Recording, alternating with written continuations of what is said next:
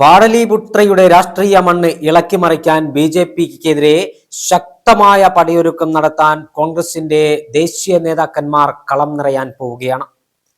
AICC അധ്യക്ഷൻ മല്ലികാർജുൻ ഖാർഗെ, ലോക്സഭാ പ്രതിപക്ഷ നേതാവ് രാഹുൽ ഗാന്ധി, AICC ജനറൽ സെക്രട്ടറിയും വയനാട് MP-യുമായ പ്രിയങ്ക ഗാന്ധി, അതോടൊപ്പം തന്നെ കോൺഗ്രസിന്റെ സ്റ്റാർ ക്യാമ്പയിനർമാർ ബീഹാറിൽ കോൺഗ്രസിന്റെയും ഇന്ത്യ മുന്നണിയുടെയും വലിയ റാലികളിൽ പങ്കെടുക്കാനുള്ള തീരുമാനമാണ് പുറത്തു വന്നിരിക്കുന്നത്.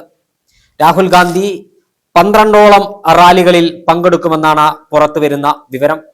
ബീഹാറിൽ ശുഭപ്രതീക്ഷയോടുകൂടിയാണ് ഇന്ത്യ മുന്നണിയുടെ തെരഞ്ഞെടുപ്പ് പ്രവർത്തനങ്ങൾ മുന്നോട്ടു പോകുന്നത്.